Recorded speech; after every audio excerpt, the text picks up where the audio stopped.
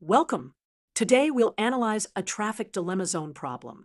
A driver traveling at the speed limit of 35 miles per hour was cited for crossing an intersection on red. He claimed that he was innocent because the duration of the amber display was improper and, consequently, a dilemma zone existed at that location. Let's first understand what a dilemma zone is. Consider a road with an intersection controlled by traffic lights. When a driver approaches a yellow light, they have two options: either stop safely before the intersection or continue through before the light turns red. Let's look at the given data. The amber light duration is 4.5 seconds. The driver's perception and reaction time is 1.5 seconds. The deceleration rate is 10 feet per second squared.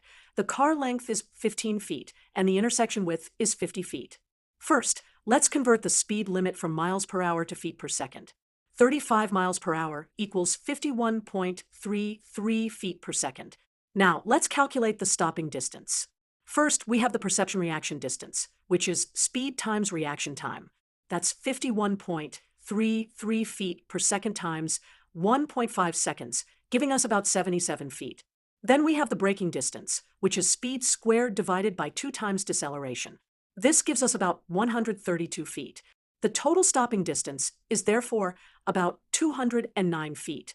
A dilemma zone exists when a driver cannot safely stop before the intersection, but also cannot clear the intersection before the light turns red.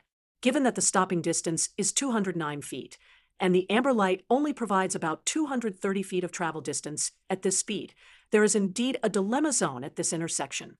The driver's claim about the improper amber timing appears to be valid.